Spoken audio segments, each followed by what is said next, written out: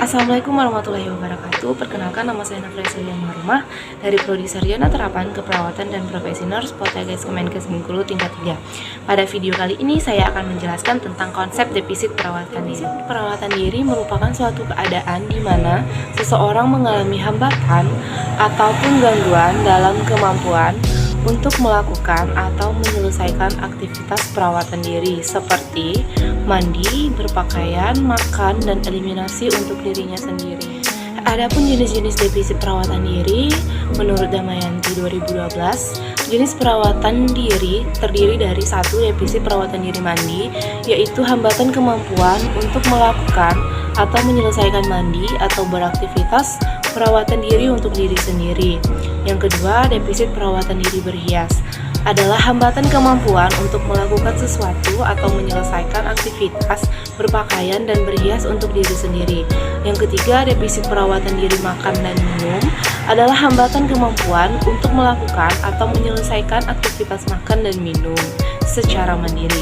Yang keempat, defisit perawatan diri BAB dan BAK merupakan hambatan kemampuan untuk melakukan atau menyelesaikan aktivitas eliminasi sendiri. Adapun etiologi dari defisit perawatan diri adalah terdapat lebih dari satu faktor yang dapat menyebabkan masalah perawatan diri pada seseorang, diantaranya yang pertama faktor predisposisi, yang pertama biologis, di mana defisit perawatan diri disebabkan oleh adanya penyakit fisik dan mental yang disebabkan pasien tidak mampu melakukan keperawatan diri, dan dikarenakan adanya faktor herediter, di mana terdapat anggota keluarga yang mengalami gangguan jiwa.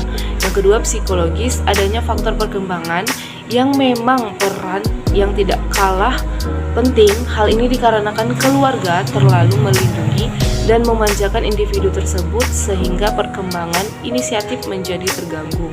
Pasien yang mengalami defisit perawatan diri dikarenakan kemampuan realitas yang kurang yang menyebabkan pasien tidak peduli terhadap diri dan lingkungannya, termasuk perawatan diri.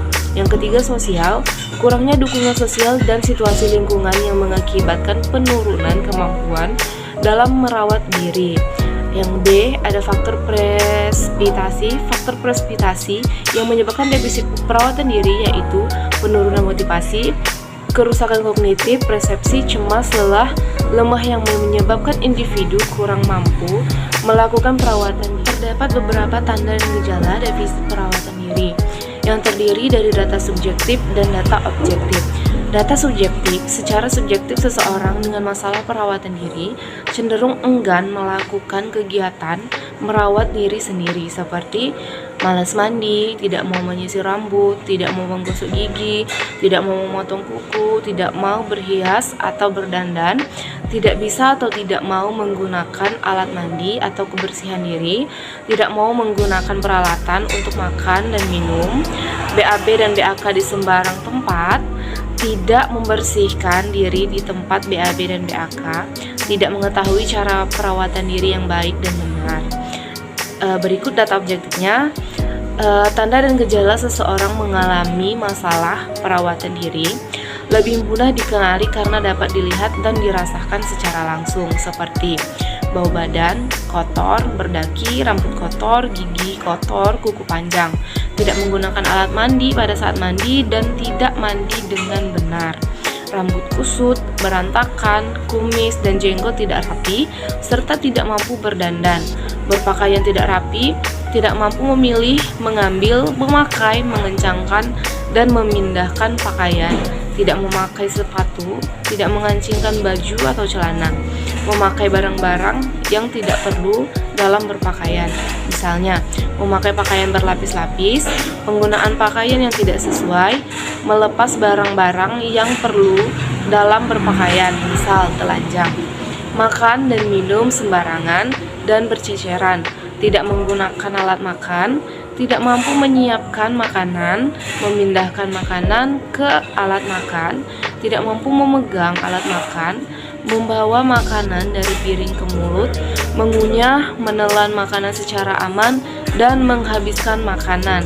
BAB dan BAK tidak pada tempatnya, tidak membersihkan diri setelah BAB dan BAK, tidak mampu menjaga kebersihan toilet, dan menyiram toilet setelah BAB dan BAK. Berikut patofisiologi masalah defisit perawatan diri pada seseorang dapat disebabkan oleh beberapa hal kecil yang mudah dikenali.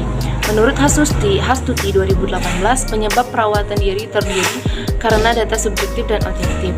Data subjektif, tanda dan gejala berdasarkan data subjektif biasanya dapat dilihat dari tidak adanya produktivitas tubuh, seperti pasien merasa lemah, pasien malas untuk beraktivitas, merasa tidak berdaya. Dan data objektif, tanda dan gejala berdasarkan data objektif biasanya dapat dilihat dari penampilan seseorang yang mungkin terlihat berantakan, kotor, bahkan mengeluarkan bau yang tidak sedap, seperti rambut kotor, acak-acakan, badan dan pakaian kotor dan bau, mulut dan gigi bau, kulit kusam dan kotor, kuku panjang dan tidak terawat. Setelah mengetahui tanda dan gejala yang dapat menimbulkan masalah perawatan diri pada seseorang, juga terdapat penata laksanaan untuk mengatasi maupun mencegah masalah perawatan diri pada seseorang. Di antaranya, yang pertama, meningkatkan kesadaran dan kepercayaan diri, yang kedua, membimbing dan menolong pasien merawat diri, dan yang ketiga, menciptakan lingkungan yang mungkin. Itu saja yang dapat saya sampaikan untuk konsep defisit perawatan diri. Jangan lupa like, komen, dan subscribe. Terima kasih. Dah.